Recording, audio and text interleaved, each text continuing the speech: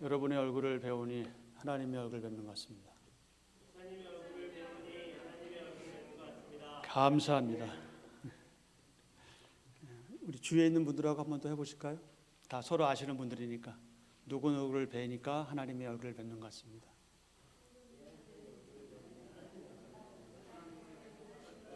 아유 쑥스러워라.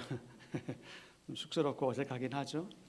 그러나 우리가 주위에 있는 우리 형제 자매들의 얼굴을 통해서 물론 하나님의 얼굴이 물리적으로 볼 수는 없지만 하나님의 존재를 발견할 수 있다면 너무 복되고 아름다운 일일 겁니다. 지난 주일에는 그리스도인 가정생활의 원리와 관련해서 이 본문 말씀에서 교훈하고 강조한 첫 번째 인간관계인 부부관계에 대해서 확인했습니다. 오늘은 두 번째 인간관계인 이제 부모와 자녀 관계를 살펴보면서 가정생활의 원리 그리고 특별히 그리스도인 가정 그리고 사랑하는 이 교회 공동체가 나아갈 방향에 대해서 살펴보도록 하겠습니다. 이 부모와 자녀의 관계에 대해서는 우리가 읽은 아까 제가 읽은 본문 3장 20절 21절 그리고 에베소서 6장 1절부터 3절 여기에 잘 요약되어 있습니다. 그런데 이 말씀은 부모와 자녀의 관계는 물론 어른과 아이 우리 교회에서 신앙의 선배와 신앙의 후배와의 관계에서도 동일하게 적용되는 말씀입니다. 그러므로 이 말씀은 여러분 가운데 결혼하지 않았거나 아니면 지금 나는 혼자 살고 있다 뭐 이렇게 말한다고 해서 결코 피해갈 수 없는 그런 원리의 말씀인 것이죠. 자, 오늘 먼저 그 자녀가 해야 될 부모에 대한 순종에 대해서 말씀드리겠습니다. 자, 3장 20절 한번 다 같이 보실까요? 성경 봉독을 제가 안 했나요? 이런 성경 봉독을 안 해도 지금 이 말씀을 우리가 읽으니까 자 20절을 읽겠습니다. 20절 자녀들아 자 시작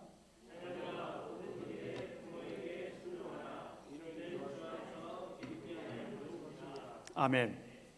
자녀들아 모든 일에 부모에게 순종하라 이는 주 안에서 기쁘게 하는 것이니라. 자 에베소서를 한번 가보시죠. 에베소서 6장입니다. 6장 1절부터 3절. 자, 자녀들아, 자, 시작. 자녀들아, 주 안에서 너희 부모에게 순종하라. 이것이 옳으니라. 내 아버지와 어머니를 공경하라. 이것은 약속이 있는 첫 계명이니 이로써 내가 잘 되고 땅에서 장수하리라. 아멘. 이 말씀은 출애굽기 20장 12절 또 신명기 5장 16절에 기록된 십계명에 나타난 다섯 번째 계명이기도 합니다. 그러므로 자녀들은 주님 안에서 부모에게 순종해야 합니다. 왜냐하면 이렇게 하는 것이 옳기 때문이다. 당연하기 때문이다. 다른 이유 없습니다. 또한 자녀들은 부모를 공경해야 합니다. 자녀들이 부모를 공경해야 할 이유는 이것이 약속이 있는 첫 계명이기 때문에 그렇습니다. 그리고 그 결과는 무엇입니까? 주님 안에서 부모에게 순종하고 부모를 공경하면 잘 되고 땅에서 장수한다. 바로 이런 복이 자녀된 저와 여러분에게 있기를 축복합니다. 자, 다음으로 자녀를 노엽게 하지 말아야 할 부모에 대해서 말씀드리겠습니다.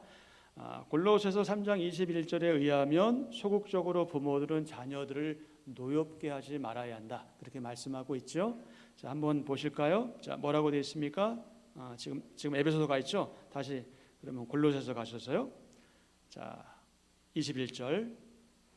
자, 어떻게 시작합니까? 아비들아, 너희 자녀를 노엽게 하지 말지니 낙심할까 함이라. 부모들이 자녀들을 노엽게 하지 말아야 할 이유가 뭐라고요? 낙심할까 함이라. 우리 자녀들이 낙심할까 함이라. 낙심, 낙심은 바라던 일이 잘 이루어지지 않아서 맥이 풀리고 마음이 상하게 되는 것, 이게 낙심이거든요. 낙심. 자녀들을 노엽게 하지 말아야 할 이유, 이 성경적인 의미에서, 원어적인 의미에서 볼 때는 자녀들이 실망해서 갑자기 막 기분이 막 언짢아지거나 매우 심하게 놀라서 간이 떨어질 듯 하기 때문에, 이제 이게 낙심인데, 이렇기 때문에 자녀들을 노엽게 하지 말아야 한다. 노엽게 한다는 말은 말 그대로 화나게 한다, 분노하게 한다, 더 나아가서 경노하게 한다, 짜증나게 한다, 이제 이런 뜻이죠. 그러므로 아버지는 물론 어머니, 자녀들을 지나치게 그리고 과도하게 훈계하거나 아이들을 시달리게 할 정도로 그렇게 노엽게 해서는 안 된다. 왜요? 그렇게 하면 아이들이 낙심하기 때문에 그렇다. 아이들이 낙심하게 돼서 부모가 죽을 게 뭐가 있겠습니까? 그런 아이들 대부분이 별로 세상을 좋게 보질 않게 되겠죠. 부정적으로 보게 될 겁니다. 매사에 아이들이 힘도 없을 거고요. 매사에 그 어린 아이들이 한숨만 푹푹 쉬게 될 거고요. 그렇게 되겠죠. 모든 거에 무관심하고 시무룩하고 의욕도 없고, 그리고 마음이 상하게 될 겁니다. 그리고 그것이 주는 폐해 중에 하나는 무엇이냐면, 나는 우리 아빠처럼 우리 엄마처럼 안 살 거야. 그럴 수 있죠. 그러나 더 큰 문제가 무엇입니까? 그것 때문에 나는 결혼하지 않을 거야. 이거 무서운 얘기죠. 이거 무서운 얘기입니다.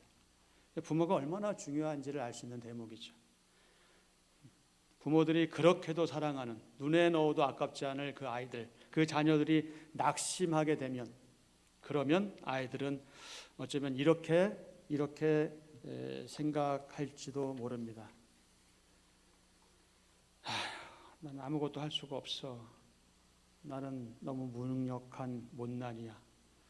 난 결코 우리 부모님을 기쁘시게 할 수 없을 거야.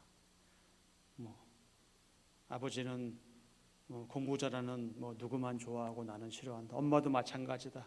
내가 성적이 안 좋아서 그런지 날 사랑하지 않는 것 같다. 이제 이런 생각들, 그 이상을 하겠죠.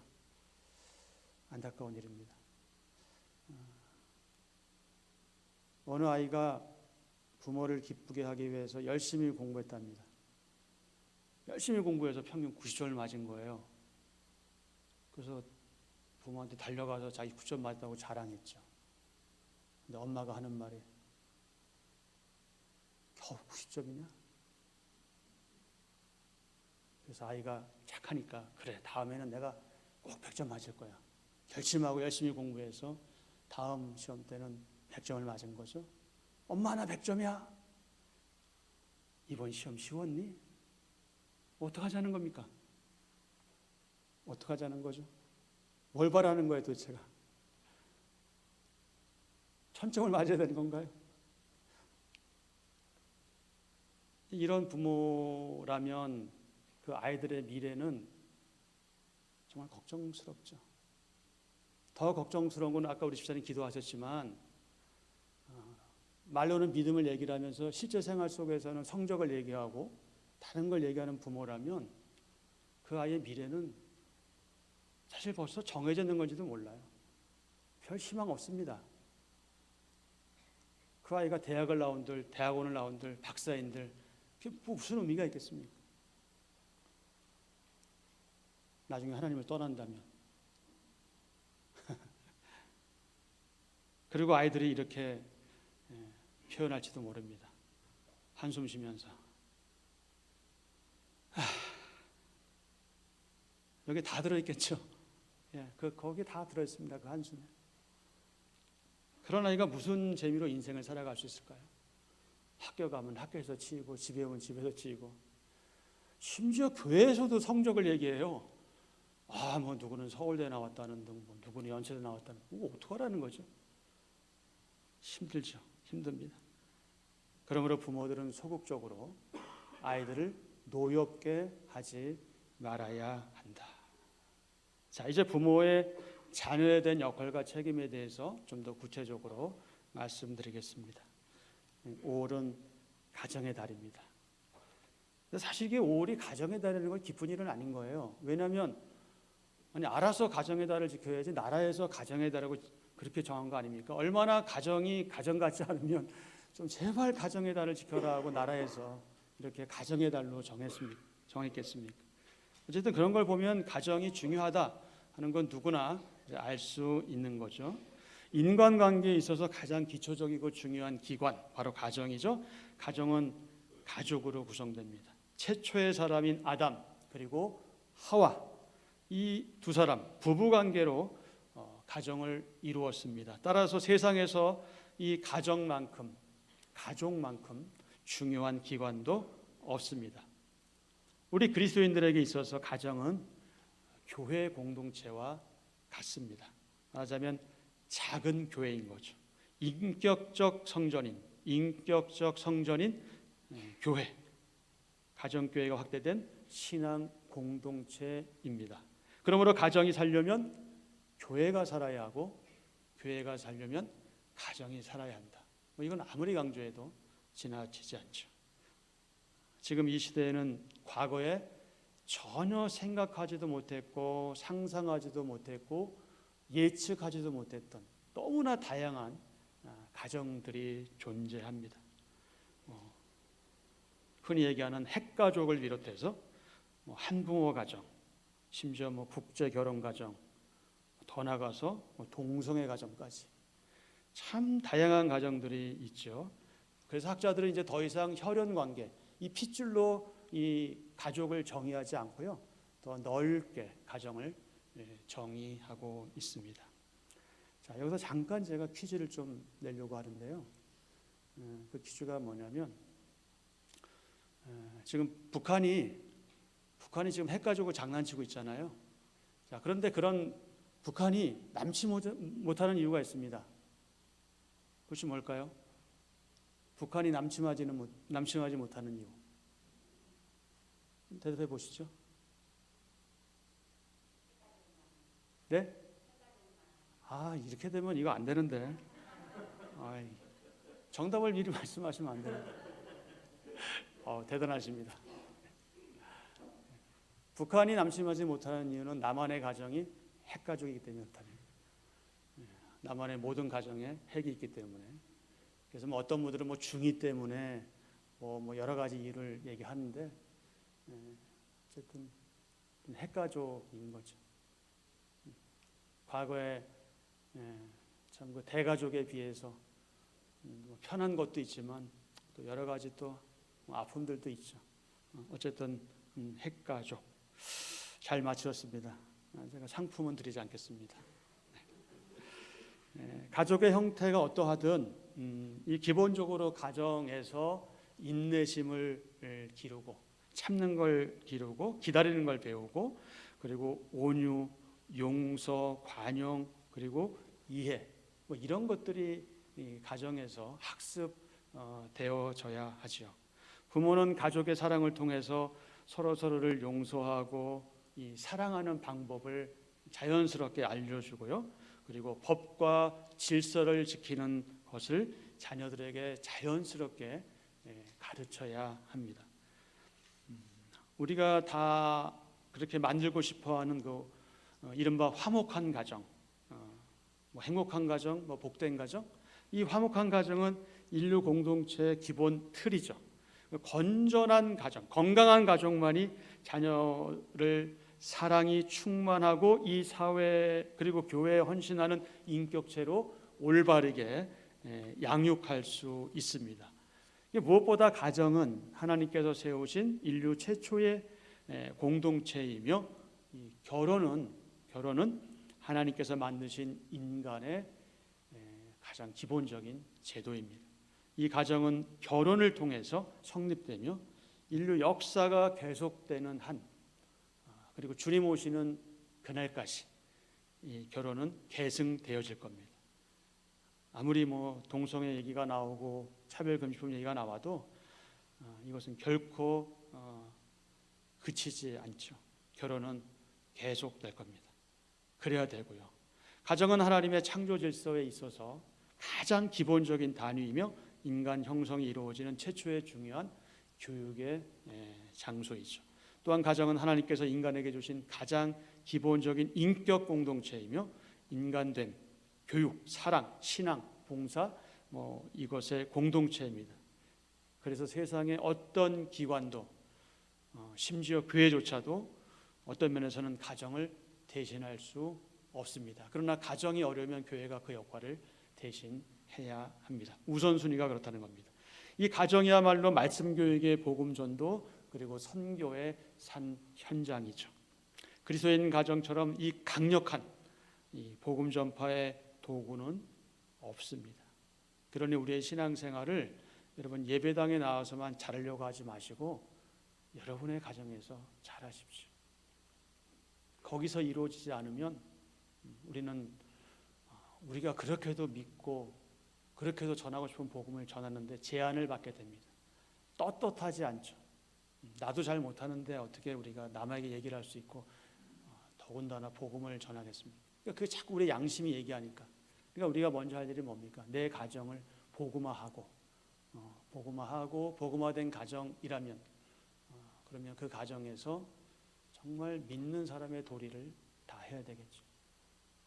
남편은 남편답게, 아내는 아내답게, 부모는 부모답게, 자식은 자녀답게.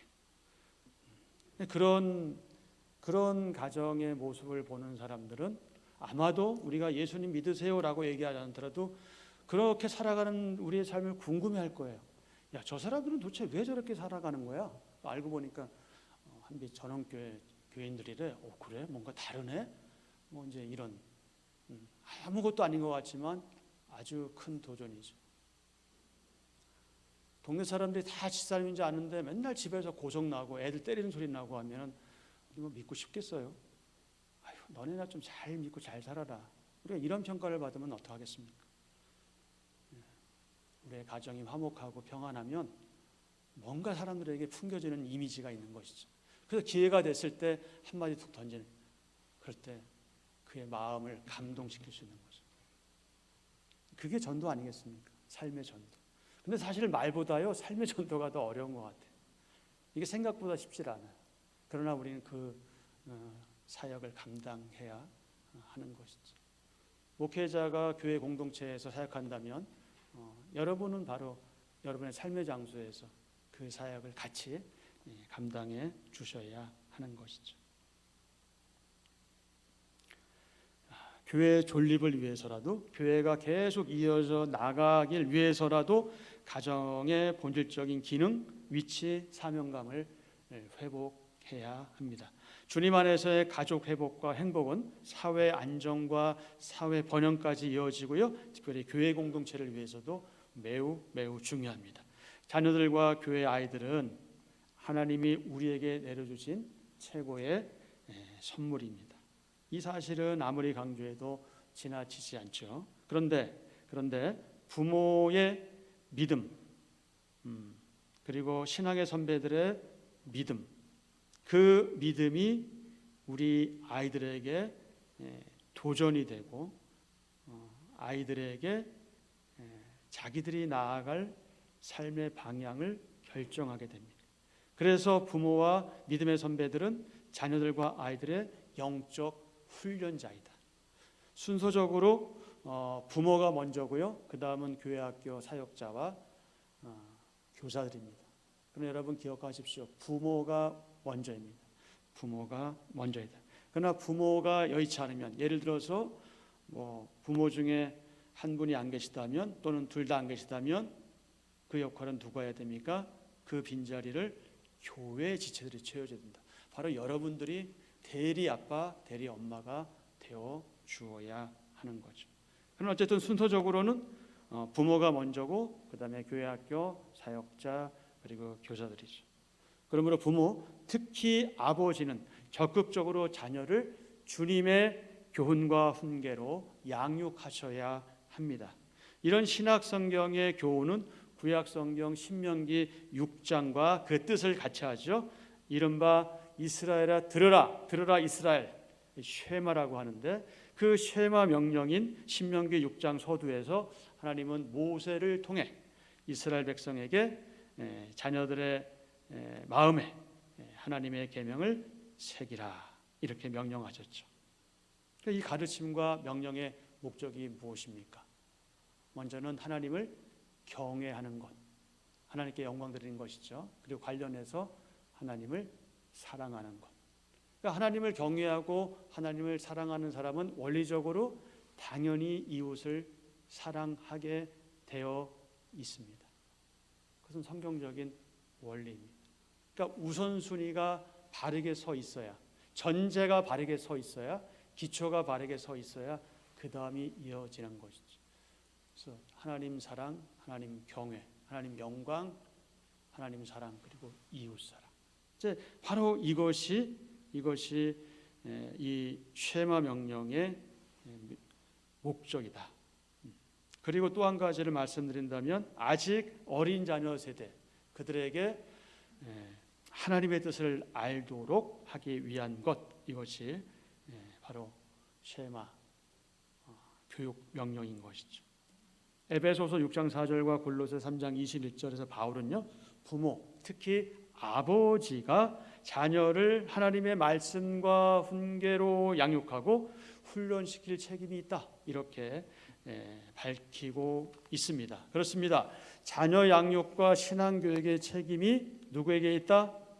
부모에게 있다. 특히 아버지의 역할은 매우 중요합니다. 따라서 교회는 아버지들이 그 역할을 잘 감당하도록 준비시키고 구비시키는데 역점을 두어야 하죠. 그래서 요즘에 코로나 때문에 조금 한계가 있긴 하지만 가정사역 관련해서 아버지 학교라든지 어머니 학교라든지 이런 걸 많이 하지 않습니까? 거기서 이제 새로 거듭나는 이제 아버지, 어머니가 되어야 하는 것이죠. 그리고 관련해서 부모부터, 엄마 아빠부터 하나님의 그 말씀으로 무장되어 있어야 합니다.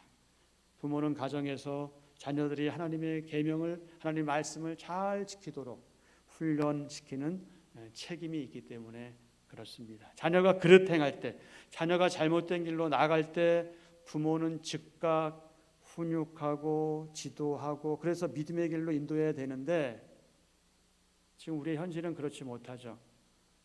그렇지 못합니다. 우리는 자녀 교육에 있어서도, 가정에 있어서도 보이지 않는 하나님보다는 지금 당장 눈앞에 보이는 현실, 그것이 더 우리에게 중요하죠. 그래서 우리가 마땅히 자녀를 훈계해야 되는데 훈계하지 못합니다. 마땅히 아이들을 꾸짖어야 되는데 꾸짖지 못하고 있습니다. 그 결과가 어떤 것인지 여러분들이 잘 알고 계실 겁니다. 여러분, 학교가 그것을 감당하지 못합니다. 학교가 감당하지 못해요. 대학 교육이 감당하지 못합니다.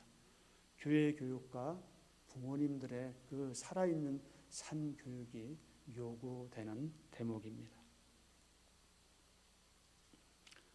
그래서 자녀의 삶의 중심이 하나님 중심, 그리고 그분의 말씀 중심으로 가게 해야 합니다. 꼭 그런 건 아니지만, 그럼 우리 아이들이 왜 그 길로 잘 가지 못하느냐? 그건 그 아이에게도 책임이 있겠죠, 당연히. 그러나 그 책임의 아주 큰 일부는 그것은 부모에게 있습니다. 어쩔 수 없이. 그건 완전한 걸 요구하는 게 아니에요. 부모가 100% 잘하라 이 얘기를 하는 게 아니에요. 적어도 부모가 교회에서의 삶과 가정의 삶이 똑같다면, 그리고 그가 노력하는 부모라면, 인정하는 부모라면, 사과하는 부모라면 아이들은 실망하지 않을 겁니다. 그래, 우리 부모님도 연약한 사람들이지. 그래서 자녀들이 부모들의 말에 귀를 기울이게 될 거예요. 근데 본인은 하지 않거든요. 본인은 성경 읽지 않아요. 근데 아이들에게는 성경 읽으라고 그래요. 근데 이것만 해도 다행이죠. 과외니 학원이니 이런 것에 더 관심을 가지는 부모들이 무슨 영적으로 자녀들에게 어떤 안내를 하겠습니까? 어떤 도움이 되겠습니까? 말은 하나님 중심인데 부모의 삶의 중심은 세상 중심이에요. 그래서 통장에 돈이 비면 이내 낙담하고 한숨 쉬는 부모를 보면서 애들이 무슨 기대를 하겠습니까? 하나님보다 돈이 위이네? 이걸 배우는 게 아니겠습니까? 여러분, 만약에 여러분 통장에 영원히 찍힌다면 어떻게 해야 할까요? 그럴 때 이렇게 하십시오. 전도서에 있는 말씀처럼 아직도 우리가 영혼을 사모하는 마음이 없구나. 이 생각을 하십시오. 여러분의 가치관이, 여러분의 세계관이 바로 아이들에게 직접적으로 연관됩니다. 그러니까 아이들을 보면 부모를 알 수밖에 없어요. 꼭 그런 건 아니지만. 그러니까 우리가 얼마나 중요한 위치에 있는 사람인가 알 수 있죠. 여러분 너무 중요한 분들입니다. 그리고 지금 연만하신 분들, 연세가 있는 분들은 이미 그런 훌륭한 자녀들을 다 양육하신 분들이잖아요. 그분들이 있기 때문에 오늘의 교회가, 사회가, 나라가 존재하는 것 아니겠습니까? 그런데 그럼에도 불구하고 우리가 참 인생을 살아가기가 녹록하지 않죠. 사실 하루하루 사는 게 그렇게 쉽지 않습니다. 그래서 우리는 주님만 바랄 수밖에 없죠. 주님의 은혜를 간구할 수밖에 없는데 세상살이가 참 힘들죠. 그 힘든 가운데 저는 개인적으로 이 두 가지가 참 힘듭니다. 지금까지 힘들어요. 그게 뭐냐면 첫 번째는 좋은 남편 되는 게 너무 힘들어요. 두 번째는 뭘까요? 좋은 아빠 되는 게 너무 힘들더라고요. 생각은, 마음은 좋은 남편 되고 좋은 부모 되고 싶은데 이게 사실 잘 안 될 때가 많잖아요. 그래서 저는 그게 다른 건 사실 어렵지 않습니다. 제 인생에 있어서 나름대로 개인적으로 여러 가지들 경험하고 겪었지만 그것들보다 이게 훨씬 더 힘든 것 같아요. 그리고 이것이 잘 되면 나머지는 큰 문제가 될 것 같지 않은데 저한테는 이 두 가지가 어렵거든요. 여러분들은 어떠신지 모르겠어요. 여러분들에게는 뭐가 가장 어려우십니까? 여러분 각자 어려운 것들이 있으시겠죠? 특히 자녀들과 관련해서 이 부모가 되는 것, 그리고 바르게 자녀를 양육하는 것, 이것은 생각이나 이론처럼 그렇게 쉬운 일은 아닙니다. 우리 가운데 타고난 부모가 어디 있습니까? 태어날 때부터 부모 된 사람은 없잖아요. 그러니까 아이들 가정 교육에도 사실 특별한 방법도 없습니다. 게다가 완전한 부모도 없지요. 그래서 좋은 부모 되기 참 쉽습니까? 어렵죠. 그런데 우리가 좋은 부모 되는 것, 그리고 아이들 교육하는 것, 이것보다 또는 동시에 요구되는 것이 있다. 그것이 무엇일까요? 그것은 부모가 먼저 성장하고 성숙해져 가는 겁니다. 믿음의 모범을 보이는 겁니다. 부모는 아이들의 거울이고 산 증인입니다. 또한 아이들은 부모의 생각, 말, 행동, 그것을 보면서 사회화되죠.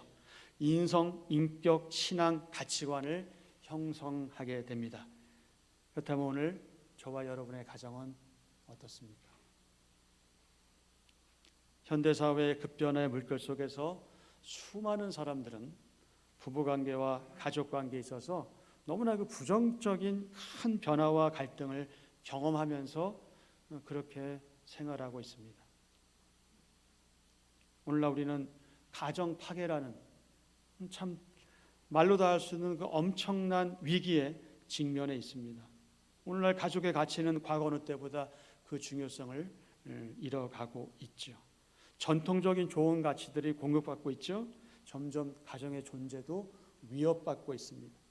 경제적 부의 격차로 인한 가정의 파탄, 자본주의에 매몰된 지나친 소비 문화 패턴 속에서 이 몰가치적인 인간관계 점점 이기주의로 치닫고 있죠.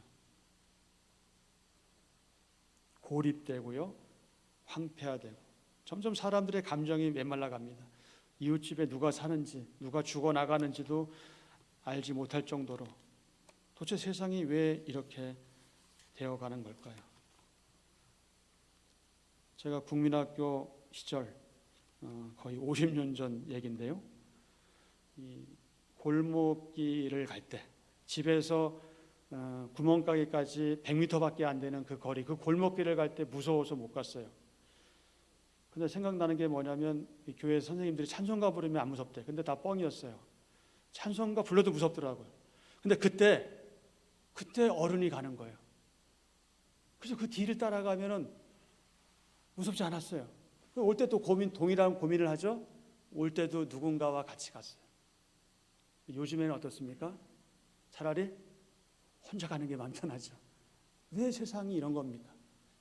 50년 전보다 훨씬 더 살기 좋은 세상이 됐는데 50년 전에 이렇게 삐까번쩍한 아파트 상상 못했습니다.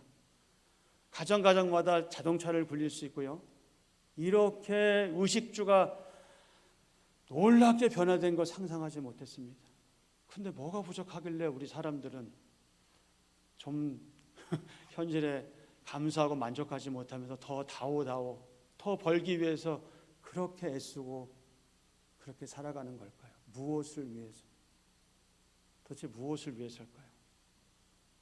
어떤 면에서 우리는 결국 하루하루가 죽음과 가까워져가는, 신앙적으로 말할 때 하나님 만나는 시간들이 가까워지는 그런 시간들인데 그 준비를 하지 못하고 자꾸 여기에서 뭔가 하려고 하는 그 어리석음이 우리 가운데 있지 않습니까? 혹시 어리석은 부자에 대해서 주님께서 뭐라고 말씀하시니까 하나님께서 야, 오늘 밤에 네 생명 내가 가져갈 거야. 무슨 소용이 있습니까? 오늘 밤에 가져가신다는데 우리의 주인이 누구인지, 그리고 그 우리가 믿고 있는 그 주인의 뜻에 맞게 살아가는지 늘 거룩한 고민을 하면서 그렇게 몸부림쳐 나가야 되겠죠.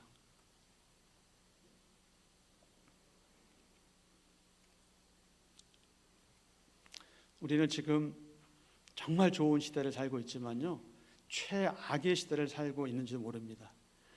그러므로 우리는 다시 한번 이 가정이 바로서야 이 사회도 교회도 제대로 유지될 수 있다는 사실을 인정해야 하겠죠.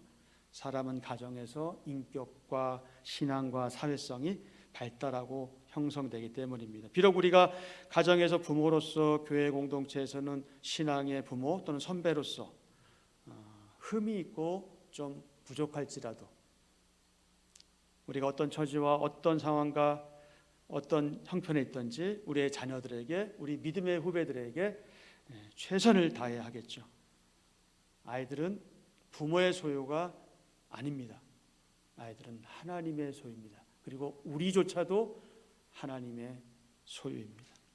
부모는 다만 하나님의 소유를 맡은 청지기로서 우리의 자녀들과 우리의 믿음의 아이들을 양육해야 하는 거죠. 여러분의 자녀들이 신앙적으로나 또 사회적으로 잘 되고 소위 성공하기를 바라시겠죠. 당연히. 그렇다면 여러분, 무엇보다 먼저 자녀들의 신앙, 자녀들의 믿음, 자녀들의 성격, 인격, 사람 됨됨이, 이런 것들은 이미 여러분의 가정에서 시작된다는 사실, 그것을 기억하십시오. 그리고 아이들의 인격과 신앙은 가정에서 시작되는 사실을 또한 기억하십시오. 부모는 아이들에게 있어서 최초의 교사이고 최고의 교사입니다. 물론 우리는 완전한 부모일 수는 없어요. 하지만 우리는 성숙해져가는 부모일 수는 있다. 자, 그래서 우리 한번 같이 합니다. 우리는 완전할 수 없다. 그러나 우리는 성숙할 수 있다. 예, 바로 그것입니다. 우리는 성숙할 수 있습니다. 그 성숙함에 있어서는 우리의 애씀과 수고가 있어야 되겠죠. 그러나 우리는 완전할 수는 없습니다. 우리의 아이들이 우리에게 바라는 건 완전이 아닙니다. 우리들이 자라가는 모습이죠. 우리의 성숙해져가는 모습, 바로 그것을 우리의 아이들은 원하겠죠. 우리는 부족한 부모이지만 신앙의 눈, 하나님의 시각으로 우리의 자녀들을 바라보아야 합니다. 하나님이 의도하시고 계획하신 그야말로 비전의 아이로 양육해야 합니다. 자식의 장래는 부모의 무릎에 있다. 책 제목인데요. 읽어보신 분들도 있겠죠. 아이들의 장래는 부모의 기도에 있다. 바로 이 말씀이죠. 눈물과 기도와 말씀과 믿음 그리고 사랑으로 자녀들과 교회의 다음 세대를 양육해야 합니다. 아담은 다른 일로 소명받기 전에 남편으로 소명, 부르심을 받았습니다. 그리고 결혼하는 목적은 하나님께 영광 그리고 이 땅에서 하나님 나라의 확장입니다. 이를 위해서 부부가 서로 하나 되고 협력하며 사랑하고 헌신하고 희생하는 것이죠. 그리고 경건한 자녀 양육을 통해서 하나님의 교회를 세워 나가는 겁니다. 우리가 지난 시간에 확인한 바와 같이 오늘 본문 말씀에 의하면 남편은 우리 주님께서 교회를 사랑하신 것처럼 자신의 아내를 사랑해야 합니다. 아내는 교회가 주님께 하듯이 그렇게 남편을 경외하고 남편에게 복종해야 합니다. 부부가 이렇게 하나님 앞에서 아름답게 생활하게 되면 아이들 걱정 그렇게 안 해도 된다. 부모가 이렇게 살아가면 아이들이 탈선하거나 삐뚤어지거나 비행에 빠질 확률은 그만큼 줄어들게 된다. 우리 아이들이 바르고 건강하게 성장하게 된다. 50명 중에 50등을 하더라도 그거 별로 중요하지 않아요. 그러나 그 아이가 할 수 있는 게 있겠죠. 부모는 그걸 보셔야 돼요. 그 아이가 내 아이가 할 수 있는 걸 보셔야 돼요. 자꾸 비교해. 여러분 비교할 필요 없습니다. 비교는 상대적인 거예요. 그건 상대적 비교예요. 아무 필요 없어요. 그냥 우리에게 주신 그것으로 우리는 감사하고 기뻐하는 것이죠. 너는 그렇게 사냐? 질문하신다면 저는 그렇게 삽니다. 그건 제가 그렇게 사냐 안 사냐 관계없이 여러분 그렇게 살아나가셔야 돼요. 우리 그리스도인의 당연한 삶이기 때문에 그렇게 사셔야 합니다. 왜 그렇습니까? 자녀는 하나님께서 우리에게 주신 복댕이들 선물이기 때문에 그렇습니다. 그런데 아이들을 낳고 기르는 일에는요 엄청난 수고가 따르잖아요. 엄청난 땀을 흘려야 되고요, 눈물도 흘려야 되고 책임져야 되고 고통스러울 때도 있고요, 헌신해야 되고 희생해야 되잖아요.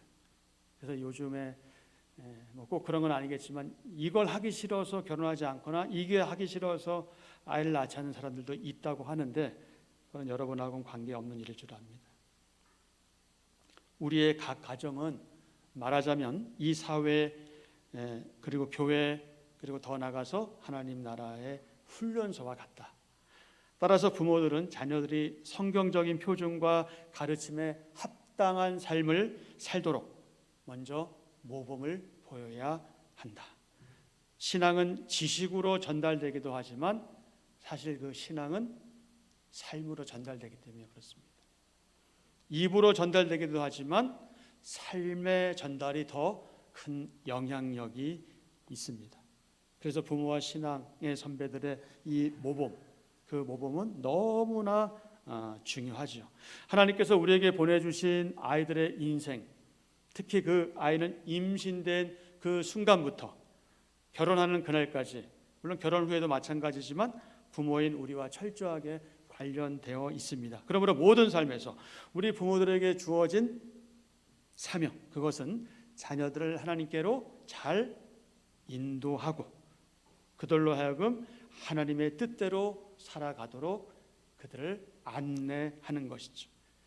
하나님께서 사랑하시는 한빛 전원교회 지체 여러분, 우리 자녀들, 우리 아이들, 하나님이 우리에게 내려주신 최고의 선물입니다. 그것은 5월 그리고 5월 5일 어린이날 이때만 그냥 반짝하는 것이 아니라 우린 계속해서 우리 아이들이 우리에게 있어서 너무나 중요한 존재라는 사실을 놓치지 말아야 합니다. 그렇다면 우리가 아이들에게, 그런 고귀한 선물인 아이들에게 우리가 그들에게 줄 수 있는 선물, 그것은 무엇일까요?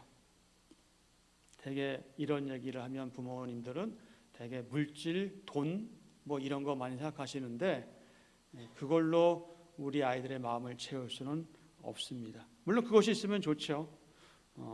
가정이 좀 경제적으로 넉넉하면 나쁠 거 있습니까? 좋죠.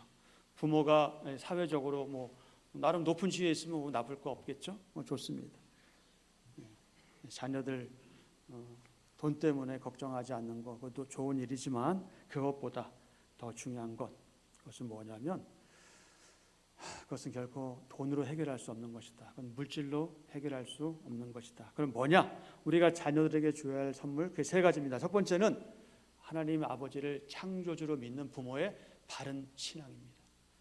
이것이 우리가 아이들에게 줄 수 있는 최고의 선물 중에 하나입니다. 두 번째, 우리 부모는 완전하지는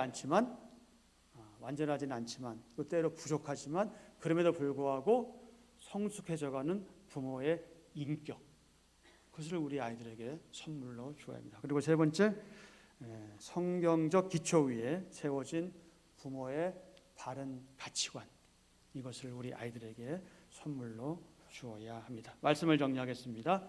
오늘 본문 말씀은 지난주 살펴본 것과 마찬가지로 아내와 남편, 자녀와 부모 간의 바른 관계에 대해서 강조하고 에베소서 6장 5절의 이하에 의하면 에베소서 6장 5절 이하에 의하면 이 종과 상전의 관계, 즉 사회생활에 대해서 강조하면서 10절 이하에서는 영적 전쟁에 대해서 말씀합니다. 여러분이 돌아가서 한 번 더 확인해 보시기 바랍니다. 이게 무슨 말이냐?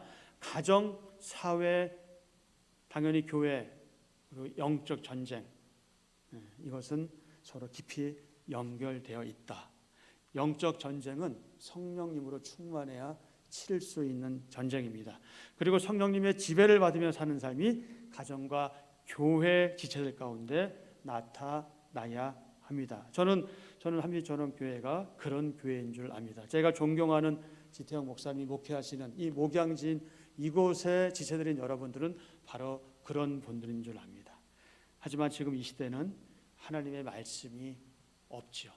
하나님 말씀이 없습니다. 아니, 하나님 말씀이 있다 할지라도, 그 기회가 주어진다 할지라도 나와는 무관해, 나와는 상관없어. 거의 모든 사람이 사사시대처럼 자기 생각에 옳다고 생각하는 대로, 자기 마음에 내키는 대로, 내가 하고 싶은 대로, 지 하고 싶은 대로, 자기 중심으로 그렇게 살아가는 시대 아닙니까? 더욱이 돈이면 모든 게 전부죠. 돈이면 모든 게 다 된다. 이게 만문주의거든요. 돈신이거든요. 돈신. 우상숭배죠. 무서운 일입니다. 기초 질서 지키지 않습니다. 타인에 대해 배려할 마음 없습니다. 이웃 돌아보지 않습니다. 불행한 시대 아닙니까? 내노남불, 그런 시대, 악한 시대를 살고 있습니다. 어쩌면 여러분, 우리가 주님께 가야 될 그 시기가 왔을 때, 좀 더 시간이 지나서 그런 시기가 왔을 때 우리 아이들은 지금보다 훨씬 더 힘들고 악한 시대를 살아갈 겁니다. 우리 아이들, 그 다음 우리 손주 세대들, 그 밑에 그 후손들.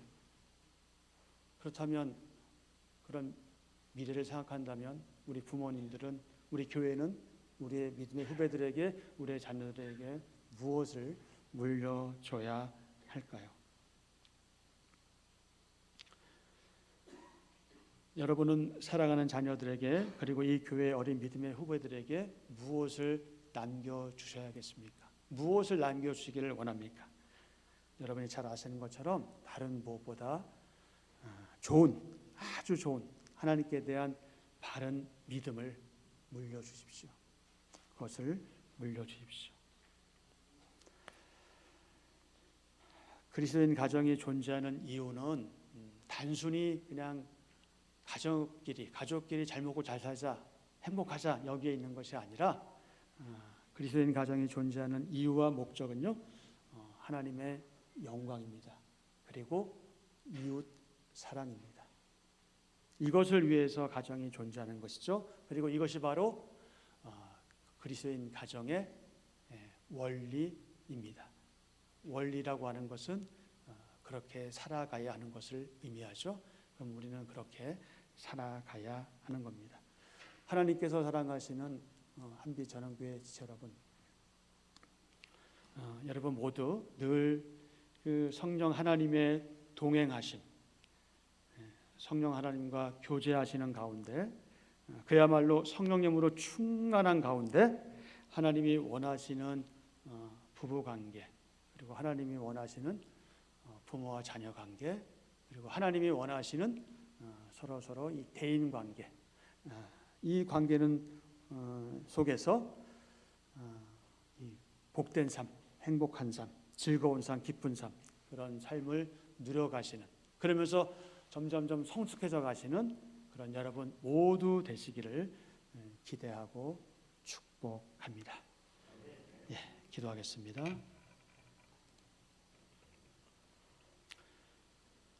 자녀들아, 주 안에서 너희 부모에게 순종하라. 이것이 옳으니라. 내 아버지와 어머니를 공경하라. 이것은 약속 있는 첫 계명이니 이로써 내가 잘되고 땅에서 장수하리라.